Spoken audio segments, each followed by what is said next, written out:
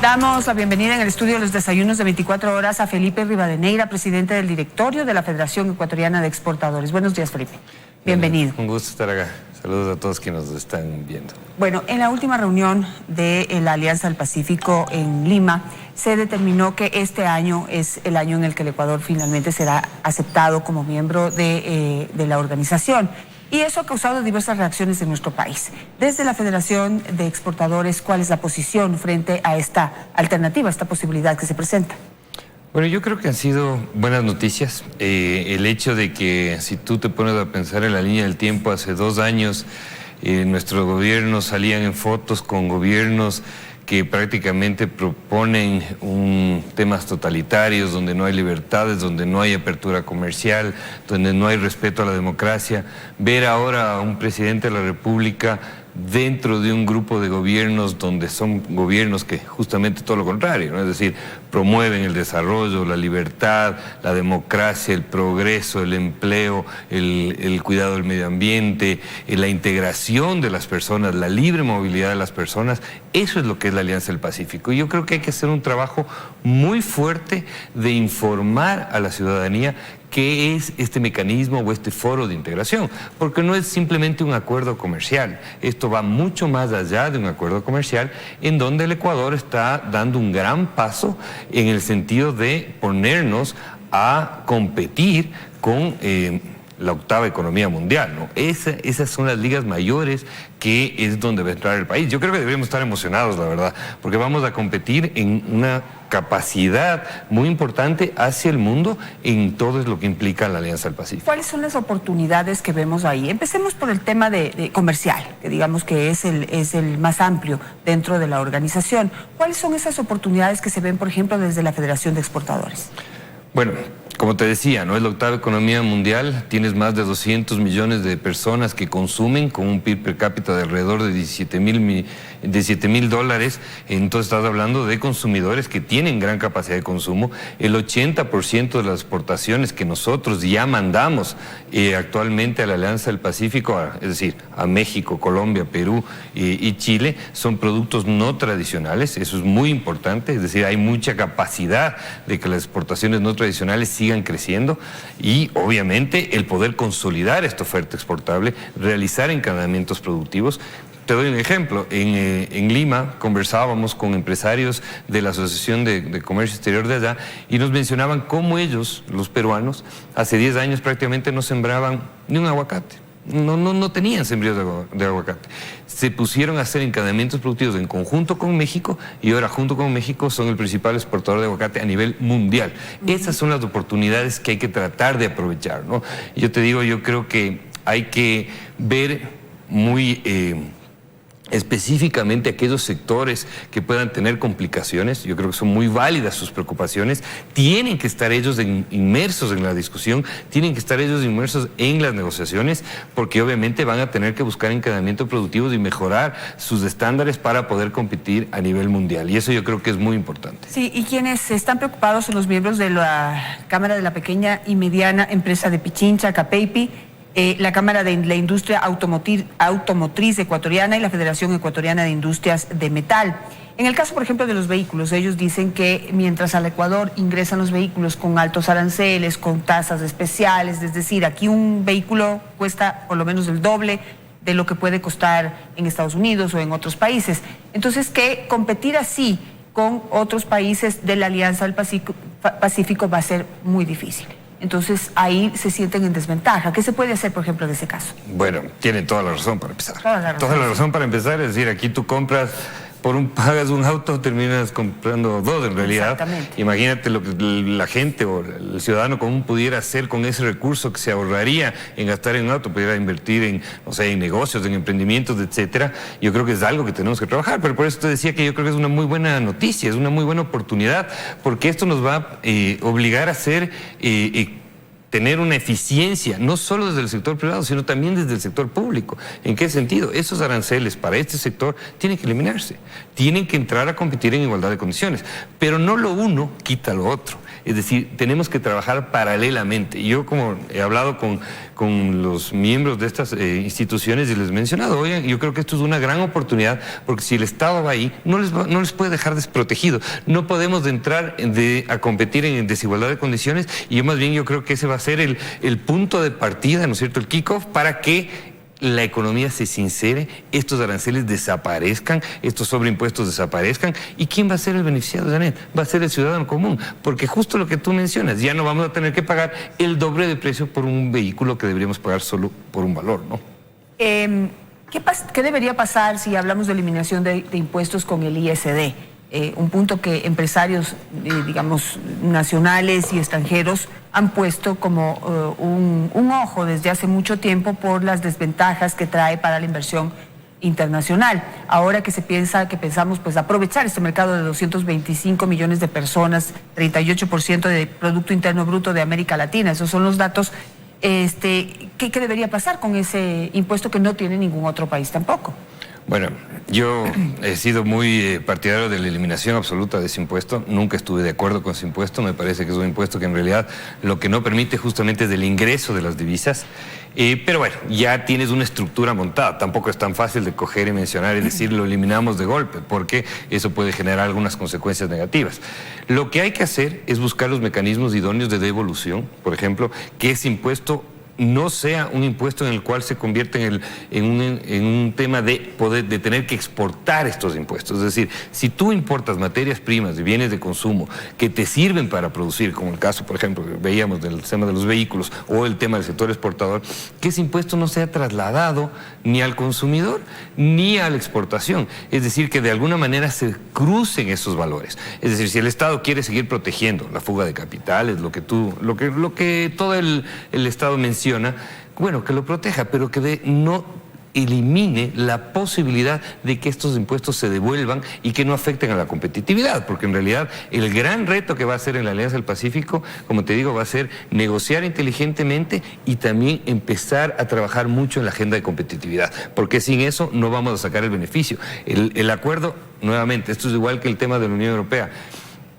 El acuerdo es del marco, ¿no? Es decir, es de trazar las reglas, pero de ahí tenemos que sacarle el mejor provecho posible a ese acuerdo. Ahora, ¿cómo podemos sacarle el mejor provecho posible? Es decir, ¿qué es lo que tenemos que trabajar internamente para poder tener esa agenda que tú mencionas? Ya lo mencioné un poco, ¿no? Y lo hemos conversado en la mañana. Yo creo que hay que reducir los aranceles a todas las materias primas de bienes de capital que nos permitan ser competitivos, es decir, que nos permitan bajar esa carga, ese peso que tiene la industria ecuatoriana y el sector de productivo ecuatoriano y el sector exportador ecuatoriano. Hay que reducirle a los niveles más bajos posibles.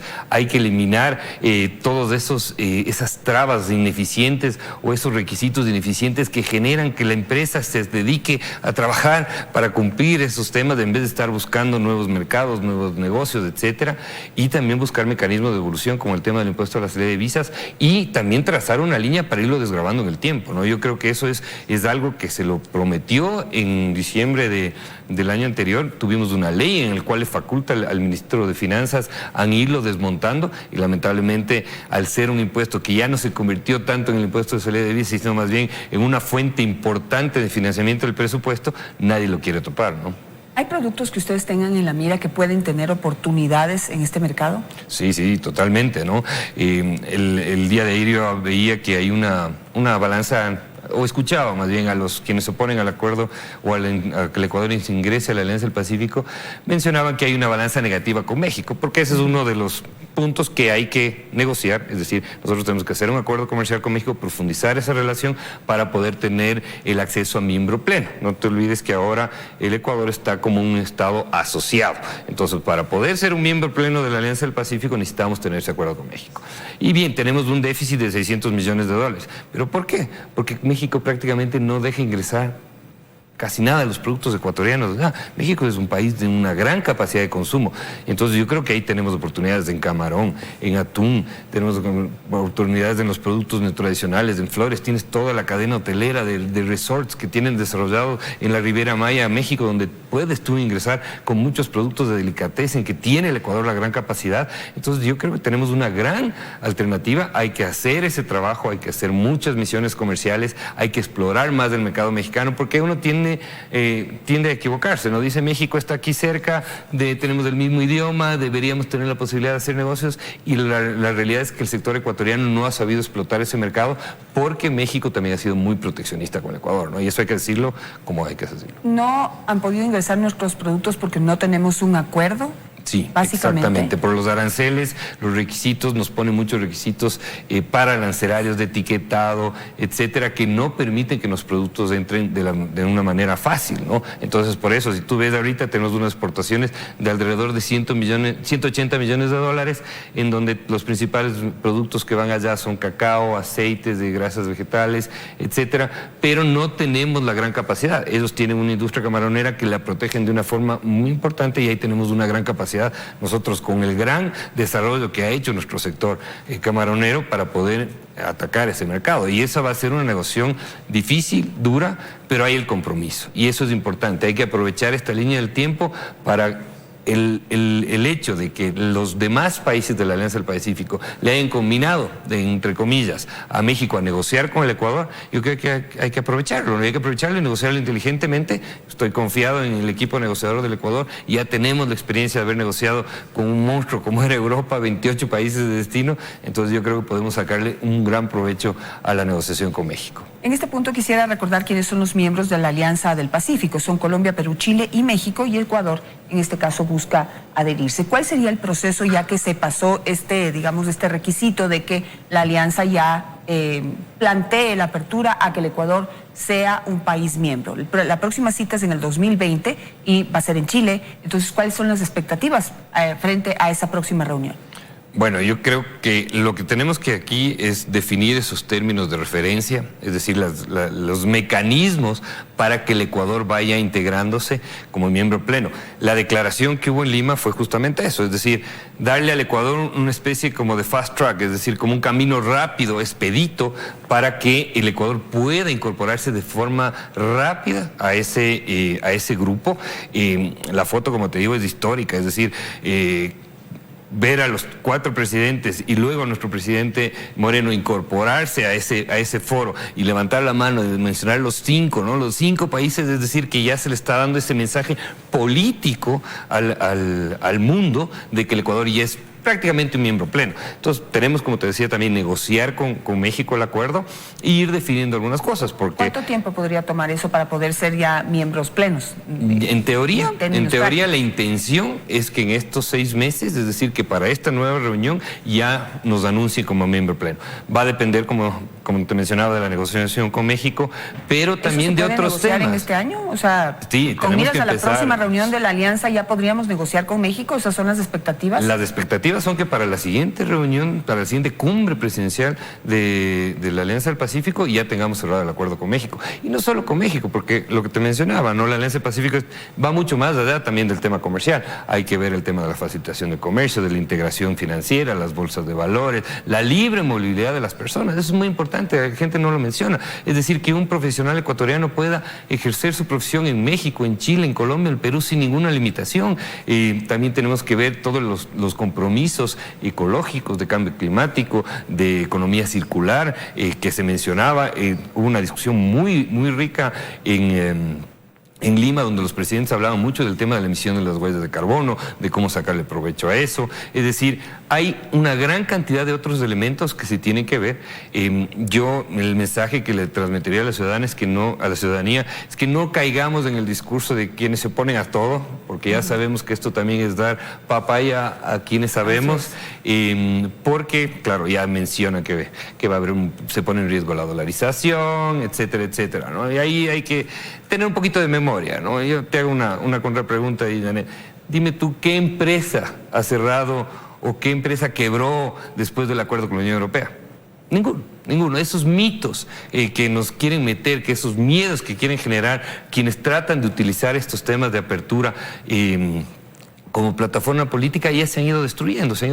Más bien, en el tema de la Unión Europea, todos los indicadores son positivos, más de 22.000 nuevas plazas de empleo, hemos incorporado más de 1.000 empresas del sector exportador, ha crecido en más de 400 millones de exportación de la Unión Europea. Es decir, todos esos resultados beneficiosos lo podemos sacar también de la Alianza del Pacífico y las inversiones. Eso es muy importante. El mundo ya nos ve de otra manera. Estamos ahora con los países que, insisto, respetan, son serios, tienen gobiernos democráticos, y eso genera mucha confianza y bulla positiva para el sector exterior, donde necesitamos que vengan las inversiones. No sé si se podría decir que el Ecuador, que hoy tiene un mercado de 17 millones de habitantes, podría estar mirando ya ahora un nuevo mercado de 225 millones de habitantes. Y no sé si también podemos plantear la posibilidad de que no solamente comerciaremos entre nosotros, sino que la idea es que en conjunto se pueda unir fuerzas para poder comerciar con otros conglomerados económicos como la Unión Europea o como los Estados Unidos, es decir, poder negociar en mejores condiciones y en conjunto. Sí, totalmente. Lo que tú mencionas es fundamental. El encadenamiento productivo y la consolidación de la oferta exportable, inclusive la utilización estacional de los sectores agroindustriales en toda esta franja, lo podemos explotar de la mejor manera. Eso va a depender mucho, obviamente, no tanto de los estados, sino de la voluntad de los empresarios en unir fuerzas. Por decirte, no sé, en el Ecuador pongamos a mango. Mango se produce prácticamente de noviembre a enero, febrero, ¿ya? Si es que no estoy equivocado. Y puede ser que en México el mismo mango se pueda producir de marzo a abril. Entonces tú puedes conseguir negocios y ser un proveedor permanente en el año, juntándote con otros empresarios, y de esa manera consolidas la oferta exportable, aprendes obviamente también de tecnología, porque la tecnología se va a ir regando por todo este continente, de los beneficios que ha logrado Chile, que ha logrado Perú.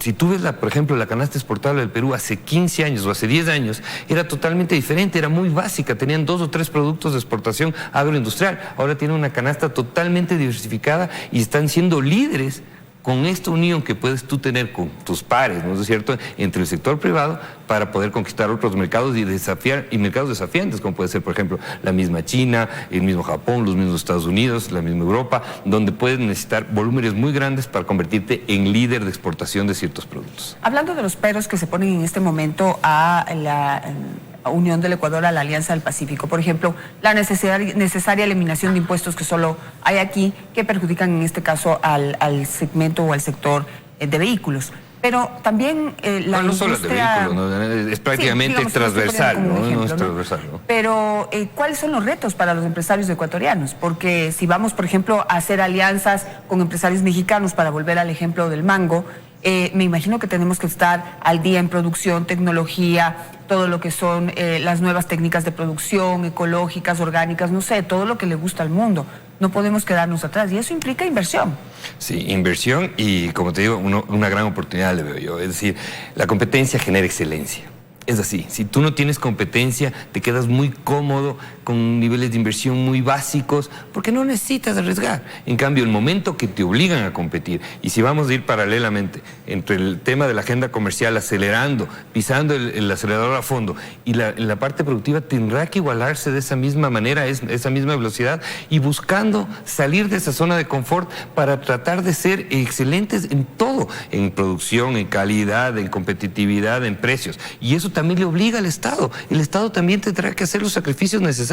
No puede seguir esperando establecer o tener los mismos recursos a través de aranceles, de encarecimiento a la materia prima, a los bienes de consumo, decisiones que las tenía que tomar hace mucho tiempo y que no las ha tomado por un tema prácticamente fiscal, de comodidad también del Estado, ¿no? Es decir, ¿para qué me adelgazo como Estado si políticamente me genera rédito seguir gastando, seguir endeudando? Entonces, ¿qué sufre el sector privado? Esto es una necesidad de ponernos en vanguardia. Tenemos que ser un país de vanguardia y eso es lo que nos obliga a estar en la Alianza del Pacífico. Yo creo que el momento que ingresemos de ahí, el país va a tomar una ruta para el futuro que no nos va a detener nadie y que creo que eso nos va también a blindar de cualquier peligro de esos ideologías extremas que hablaban del desarrollo endógeno, donde quieren que el Ecuador se cierre a la globalización, donde quiere prácticamente estar ahí encerrados sin ver hacia el futuro, sin abrirnos del Ecuador al mundo, ¿no? Así es. Ahí habría que preguntar también cuántas ventajas nos dio, por ejemplo, pertenecer tantos años a la UNASUR. Tú lo has dicho, ¿no? No tuvimos más de 10 años gastando recursos en viajes, en sesiones, en cumbres, en el ALBA. Yo te digo, prácticamente en el ALBA no nos dio absolutamente nada. La UNASUR tenemos un monstruo ahí, un elefante que nos gastamos un montón de plata y prácticamente era un foro de discusión política donde los ciudadanos comunes no nos vimos beneficiados en absolutamente nada. Aquí en la Alianza del Pacífico es diferente. Mientras se reunían los presidentes, tú tenías los empresarios reunidos en otro lado y muchos estudiantes académicos, todos reuniéndose y viendo oportunidades de emprendimiento, de negocio. Es decir, yo me quedo con muchas frases que se mencionaban ahí. Decían, no es el momento de buscar el empleo, es el momento de que los jóvenes creen ese empleo, que vayan a través de la vanguardia de la tecnología, de los nuevos mecanismos, a buscar esa integración y tenemos una gran capacidad. Yo estoy confiado en que el Ecuador va a salir adelante porque todo lo que nos proponemos lo hacemos y lo hacemos bien. No hay que tenerle miedo a la apertura y yo creo que tenemos que sacarle el mejor provecho posible y después de que seamos miembros plenos ser también un miembro clave de esa alianza. Hablando de empleo, hay otro reto ya para, digamos, gobierno, trabajadores y empresarios, y es cristalizar y transparentar y pues avanzar en el tema de reforma laboral, porque eso también nos pone en desventaja frente a otros países en donde tienen un sistema mucho más flexible.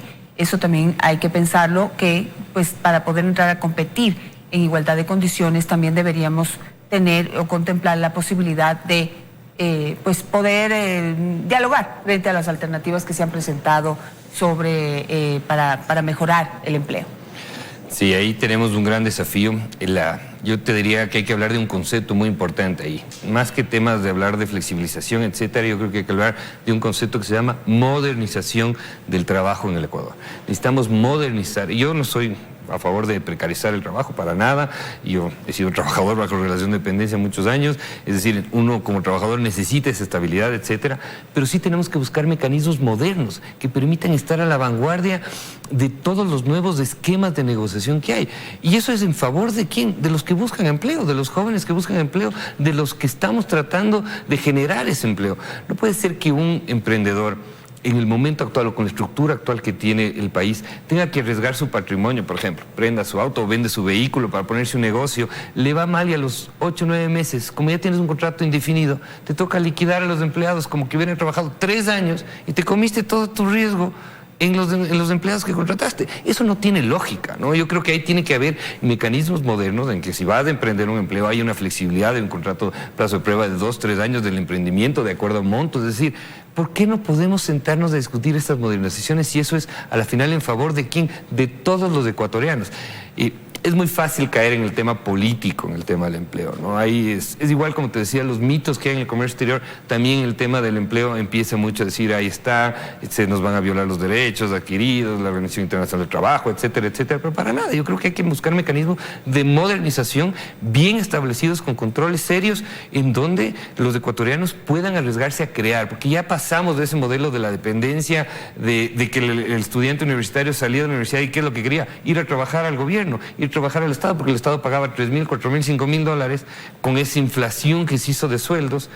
Más bien ahora no, ahora tú dices a los jóvenes, yo quiero ponerme el empleo, pero hay que darle las condiciones laborales necesarias para eso y también buscar mecanismos y modelos de contratación que sean acorde a las modalidades de trabajo nuevas que existen en el mercado. No podemos seguir con un código de hace más de 100 años, ¿no? Me voy a quedar con eso. Muchísimas gracias, Felipe Rivadeneira, por estar esta mañana con nosotros.